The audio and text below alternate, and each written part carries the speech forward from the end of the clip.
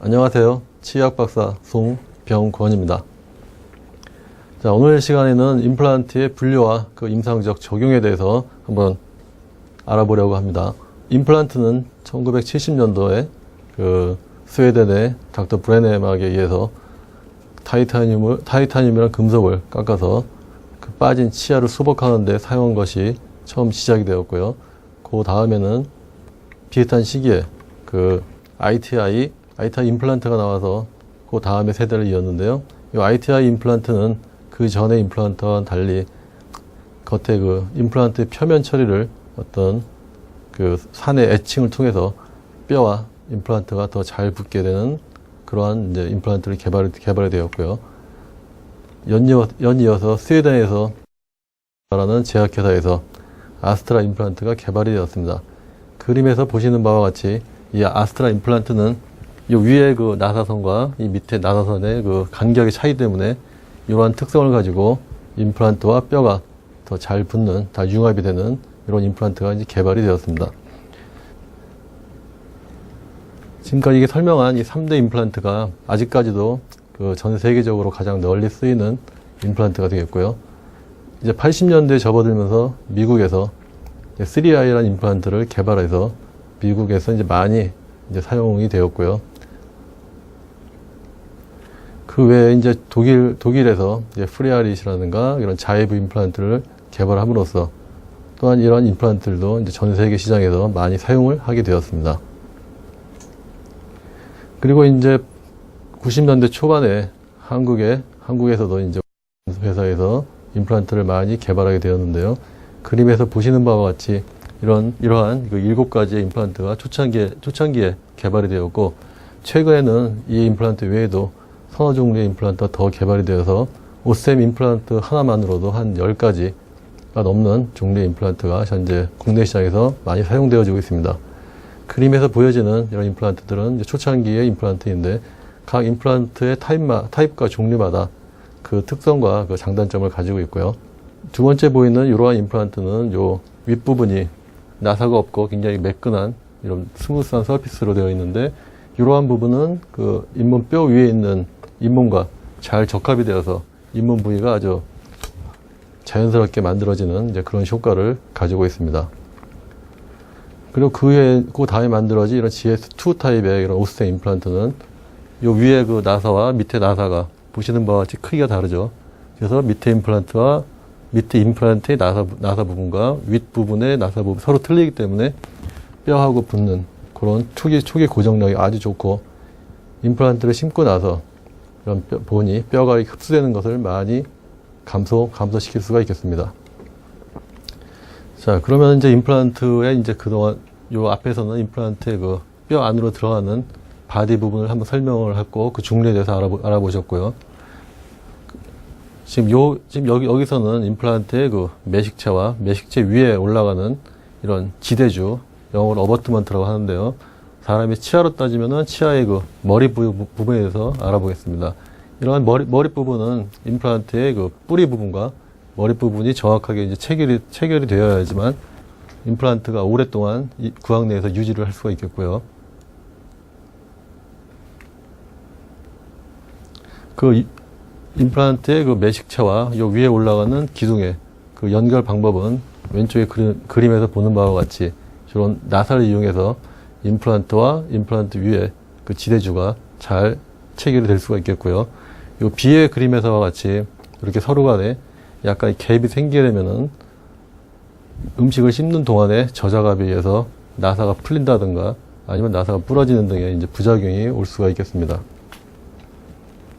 그래서 일반적으로 이제 임플란트의 그 성공 여부를 좌우하는 것은 첫 번째가 임플란트와 임플란트 주위에 있는 뼈와의 결합, 융합이라고 하죠. 그리고 그 다음이 임플란트와 임플란트 위에 올라가는 어버트먼트, 지대주, 그리고 마지막으로 치아의 머리 부분에 해당하는 이런 그 지대주 위에 마지막 최종 보철물이 잘 체결이 됐을 때 임플란트는 성공한다고 이렇게 볼 수가 있겠습니다. 자, 그럼 아직까지 임플란트의 어떤 종류에 대해서 쭉 알아봤고요. 임플란트의 어떤 구조적인 특징에 따라 크게 두 가지로 이제 분류할 수가 있겠는데요. 첫 번째가 임플란트의 그 외부형 타입이 있고요. 두 번째로는 내부형 타입이 있습니다. 쉽게 설명하자면은 저희 그림에서 보시는 바와 같이 여기는 임플란트 이 위쪽으로 좀 아까 설명드렸던 그 지대주가 임플란트 외측에 같이 체결이 되는 그런 형태를 외부형이라고 하고, 내부형이란 것은 자, 그림에서 보시는 바와 같이 임플란트 내부가 이게 구멍이 뚫려 있죠. 임플란트의 지대주가 임플란트 안쪽으로 체결이 되는 이러한 방식을 내부형이라고 합니다. 그래서 지금 임플란트의 외부형과 내부형 각각 현재 지금 많이 사용되고 있는데요. 각각의 그 장단점이 있겠습니다. 현재 국내에서는 외부형보다는 내부형이 더 널리 지금 많이 사용되고 있는 실정이고요. 오른쪽 이 그림에서 보시는 바와 같이 맨 왼쪽 그림이 외부형 임플란트의 위에 이제 지대주가 체결이 된 것이고요. 이쪽 두 개는 이제 내부형 임플란트 안으로 지대주가 체결된 방식인데, 여기에 보이시는 이런 노란 그 선을 보시게 되면은 식사를 하실 때 그 저자갑이 가해질 때 가장 힘이 모아지는 그런 부분들을 갖다가 노란색으로 이제 표시한 방법입니다. 이러한 연구를 통해서 각 회사의 임플란트 회사들은 이러한 저자갑이 가해지는 이 부분을 강화하기 위해서 지금도 이제 많이 노력을 하고 있습니다. 다음 그림은 이제 임플란트와 지대주가 연결이 된 이제 모식도인데요. 맨 왼쪽에서부터 오른쪽까지 여러 가지 각 임플란트 회사마다 임플란트의 종류와 그리고 지대주의 모양이 각각 다양하게 나타나고 있습니다. 자, 그러면 이제 지대주까지 이제 알아보셨는데요. 이제 지대주 위에 이제 최종 보철물이 올라가는데도 두 가지 타입이 있습니다. 첫 번째가 스크류 리테인 타입이라고 해서 간단히 말해 스크류 타입이라고 많이 부르는데요. 좀 아까 보셨던 지대주 위에 그 최종 보철물이 그 나사로 인해서 체결되는 방식을 스크류 타입이라고 하고요. 두 번째는 지대주 위에 그냥 접착제 있죠. 시멘트로 붙여지는 그런 타입을 시멘트 타입이라고 합니다. 그리고 최근에는 지금 이런 임플란트의 그 매식체와 그 위에 올라가는 어버트먼트 간의 어떤 나사 풀림이라든가 그런 현상을 보완하기 위해서 원바디 임플란트라고 해서 임플란트의 매식체와 그 위에 지대주가 하나의 바디로 되는 그런 임플란트들이 많이 개발되고 있습니다. 하지만 이러한 임플란트들은 아직까지 개발 중이기 때문에 제한된 부위, 예를 들자면 힘이 가장 덜 가해지는 하악 전치부 쪽에서 제한적으로 사용되어지고 있습니다. 자, 지금까지 임플란트의 그 종류와 어떤 이런 구조적인 그 부분에 대해서 좀 자세하게 알아봤는데요. 그럼 이러한 임플란트를 가지고 어떻게 임상적으로 적용할까에 대해서 한번 알아보겠습니다. 최근에 들어서 어떤 기능적인 것보다도 어떤 심미적인 그런 문제들이 더 많이 대두가 되고 있기 때문에 예전과 같이 임플란트를 심어서 단순히 음식을 씹는 그런 기능적인 것뿐만 아니라 모양도 좋은 자연치와 자기치와 비슷한 그런 형태의 임플란트를 만드는 것이 중요한데요. 그럼 우리 치과 의사들이 과연 어떻게 해야 이런 게 만들 수가 있을까에 대해서 한번 알아보겠습니다. 그림에서 보시는 바와 같이 이제 하악 아래턱에 그 앞니 4개가 빠졌을 경우에 왼쪽 그림에 이렇게 2개의 임플란트를 심고 임플란트 위에 지대주가 지금 연결되어 있습니다. 그리고 지대주 위에 4개의 이제 가짜 치아를 만들어서 이렇게 브릿지로 연결을 해 놓은 이런 모습입니다. 근데 이 왼쪽의 그림에서 보시면 아까 모식도에 봤던 지대주와는 조금 다른 모습을 보이고 있는데요. 이것은 개인 그 맞춤형 지대주라고 해서 이제 합금을 이용해서 이제 만들어 놓은 타입입니다. 특히 이렇게 전치부 같은 경우는 심미가 아주 더 중요시 요구되기 때문에 이런 식으로 이제 개인 맞춤형 그 지대주를 만드는 경우가 대부분입니다. 자, 그러면 먼저 어떻게 해야 가장 이런 심미적으로 그런 임플란트를 만들 수가 있을까? 가장 중요한 것은 수술 전에 환자와의 상담, 그리고 정확한 진단이 필요합니다. 그리고 앞서 보셨듯이 여러 가지 임플란트 종류가 있는데 어떤 임플란트를 사용하고 그리고 그 위에 올라가는 지대주, 어버트먼트를 어떤 것을 선택할지가 굉장히 중요하게 되고요. 그리고 임플란트가 하나나 2개의 임플란트를 갖다 소복할 때도 한두 개 임플란트가 아닌 전체 치열을 보고 거기에 맞게 계획을 세우셔야 됩니다. 이런 계획을 정확하게 세우기 위해서는 이 술자는 이 그림에서 보는 바와 같이 원래 자연 치아들의 폭이라든가 넓이 등을 반드시 숙지하고 계셔야 되고요. 치아의 그 머리 부분뿐만 아니라 지금 그림과 같이 치아의 그 뿌리 쪽의 길이라든가 이런 폭, 그런 사이즈를 정확하게 아셔야지 그거와 비슷한 임플란트를 선택해서 조금 더 심미적이고 자기 치아와 비슷한 그런 임플란트를 만드실 수가 있겠습니다. 그리고 또한 치아는 저희 입안에 여러 종류의 치아가 있는데요. 치아의 뿌리의 방향이 전부 다 잇몸 뼈에 90도로 이렇게 박혀 있는 게 아니고요. 전치나 구치부 각각의 그 고유의 그 경사도를 갖고 있습니다. 그러니까 임플란트를 심을 때도 이러한 경사도를 확인하셔가지고 거기에 맞는 방향으로 임플란트를 식립하시는 게 아주 중요하다고 생각이 됩니다. 그리고 또한 이런 임플란트가 그림에서 보시는 바와 같이 얼마나 깊게, 얼마나 잇몸 밑으로 깊게 심어야 될지도 반드시 숙지를 해서 임플란트를 적정한 깊이로 심으셔야지 여기서 보시는 바와 같이 이런 잇몸이, 이런 분홍색 잇몸이 사이에 잘 형성이 되게 됩니다. 특히 젊은 여성분들 같은 경우에 이 사이에 이런 잇몸이 없어져서 이 부위가 검게 보인다면 굉장히 신비적으로 아름답지 못한 그런 전치가 앞니가 만들어지게 되겠죠. 그러니까 엑스레이를 찍었을 때 이 정도 깊이의 임플란트를 심은 경우가 가장 아이디얼하다고 볼 수가 있겠습니다. 그리고 또한 그림에서 보듯이 임플란트의 위치는 위에서 봤을 때 앞에하고 임플란트의 간격이 최소한 2mm 정도는 되셔야 됩니다. 2mm보다 적은 경우에는 이 앞쪽에 뼈이식을 해서라도 이 정도의 뼈를 만들어 놔야지 나중에 뼈가 흡수돼서 앞니가 없어지는 그러한 이제 부작용을 막을 수가 있고요.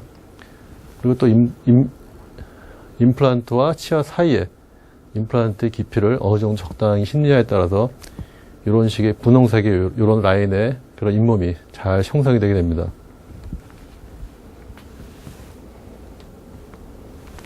자, 그러면 이 임플란트를 이렇게 부분적으로 하나나 두 개의 치아가 빠졌을 때만 적용하는 것이 아니라 요즘에는 그 틀니와도 적용을 해서 임플란트 틀니를 많이 사용하게 됩니다. 그림과 같이 임플란트를 2개, 4개, 5개, 6개 임플란트 심어서 틀니와 조합을 하면 기존의 틀니의 가장 큰 문제점인 입안에서 많이 움직인다라든가 얘기하실 때 틀니가 튀어나오는 이런 현상들을 방지할 수가 있겠습니다. 그래서 최근에 이러한 임플란트와 틀니를 조합한 시술로 인해서 환자들이 더욱더 편리하고 또 만족스러운 그런 이제 틀니가 완성이 되기도 합니다. 자, 이거는 이제 환자 케이스인데요. 이제 환자 그림에서 보시다시피 이제 이가 하나도 없으신 분이 내원하셨는데요. 위에는 임플란트 4개, 밑에는 2개 정도 임플란트를 식립하시고 위에는 아래보다 그 잇몸 뼈 자체가 굉장히 좀 무릅니다. 그렇기 때문에 4개 임플란트를 보강하기 위해서 4개를 묶어서 이런 바를 만들어주고요.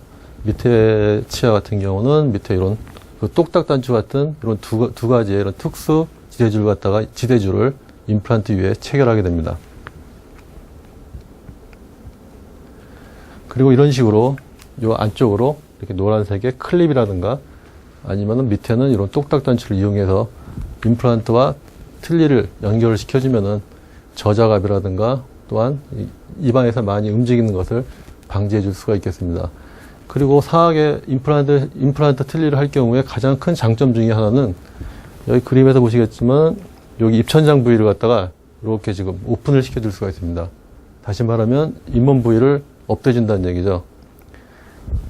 위에 틀니를 처음 쓰시는 분들이 가장 힘들어 하시는 것 중에 하나가 입천장을 완전히 플라스틱 덮기 때문에 말이 좀 어눌하고 그리고 음식을 씹을 때 그 뜨겁거나 차가운 거에 감이 없고 이런 식감들이 굉장히 줄어든다고 합니다. 그런데 이런 식으로 이렇게 임플란트를 이용해서 틀니의 이 가운데 부분을 없애줌으로써 훨씬 더 편한 그리고 좀 심미적으로도 우수한 이런 위에 상악의 틀니를 완성할 수가 있겠습니다. 그리고 조금 더 이제 하악 같은 경우에는 환자분이 좀 더 단단한 틀니를 원하신다라고 하면은 임플란트를 2개가 아니라 4개까지 심어서 그림과 같이 두꺼운 이런 바로 연결해주면은 조금 더 단단한 그런 틀니를 갖다가 만들어줄 수가 있겠습니다. 그리고 또 하악 같은 경우 가장 문제가 많은데요. 하악의 이런 잇몸은 시간이 지남에 따라서 많이 없어지고 특히 앞에가 이렇게 삼각형식으로 뼈가 많이 없어지게 됩니다. 그럴 경우에는 임플란트도 말 그대로 대각적으로 심어서 가운데 이렇게 바를, 기둥을 갖다가 만들어주게 되면은 더욱더 이 틀니를 만들 때 좀 더 견고한 그런 임플란트 틀니가 완성이 될 수가 있겠습니다.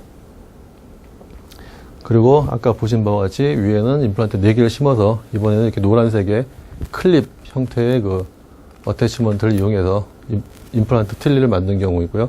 하악도 마찬가지로 이런 바를 이용해서 임플란트 틀니가 제작이 되었습니다. 그리고 또 어떤 환자분들 같은 경우는 나는 틀니처럼 넣었다 뺐다 하는 게 싫다. 입안에 이제 고정시켜달라. 라고 하시는 분들은 임플란트를 최소한을 심어서 그림과 같이 이렇게 브릿지라고 하죠. 임플란트 사이를 갖다 걸어가지고 가짜 이빨을 사이사이 이렇게 넣어줌으로써 최소의 임플란트를 식립하고 입안에 고정성으로 뺐다 꼈다 하는 게 아니고 고정식의 치아를 갖다가 만들어 줄 수가 있겠습니다. 이런 경우는 환자분들의 만족도가 아주 우수하고 환자분들도 많이 즐거워하는 그런 경우가 많습니다. 그리고 이런 환자 같은 경우는 치아가 전체적으로 많이 빠졌고요. 여기 오른쪽에 보시다시피 잇몸 밑으로 많이 없어져가지고 이 치아도 지금 다 흔들리고 있는 상황이 됐습니다. 그래서 위에는 전체 발치를 하고 왼쪽에서 보시는 바와 같이 이렇게 8개의 임플란트를 심고 아까 설명드렸던 개인 지대줄을 완성하였습니다. 그리고 아래 치아도 거의 지금 살릴 수 있는 치아가 이렇게 3개밖에 남지 않아서 나머지 어금니 부위에 6개의 임플란트를 심고 이렇게 전악 수복을 해준 경우가 되겠습니다. 이런 경우는 가장 중요한 건 전악 수복을 할 때 가장 중요한 부분은 이제 교합이라고 할 수 있겠습니다. 이게 임플란트와 자연치와의 그 혼합된 그런 치열에서는 서로 간의 그런 움직이는 교합적인 메커니즘이 틀리기 때문에 더욱더 교합에 잘 체크를 해주셔서 환자분이 편하게 식사를 하실 수 있게 만들어 주시는 것이 아주 필요하다고 생각이 됩니다. 자, 이렇게 마지막 증례를 통해서 임플란트의 그 임상적 적용에 대해서 알아보셨습니다. 2014년 7월부터 75세 이상의 그 노인분들에게 임플란트가 보험 적용이 된다고 해서 요즘에 많은 관심을 가지고 있습니다. 아직까지 알아보셨듯이 임플란트의 종류는 전 세계적으로 약 1000여 가지가 사용된다고 합니다. 저희 국내에서도 약 80여 종의 임플란트가 많이 사용되고 시판되어지고 있는데요. 이런 일반 환자분들께서 이런 어떤 임플란트가 자기한테 잘 맞는지를 선택하기란 쉬운 일이 아니죠. 그렇기 때문에 각과 그 치과 전문 선생님들과 그 임플란트 선택을 잘 하시고 또 임플란트도 잘 식립하셔서 전치부 쪽은 좀 아름답고 자기 치아와 비슷한 그런 치아를 만드시길 바라겠고 또 구강 어금니 쪽은 좋은 그 임플란트 또 기능적으로 훌륭한 임플란트를 심으셔서 즐거운 식사가 되고 건강한 삶을 영위하시기 바라겠습니다. 자, 이상 임플란트의 분류와 그 임상적 적용에 대해서 알아봤습니다. 치의학 박사 송병권입니다. 감사합니다.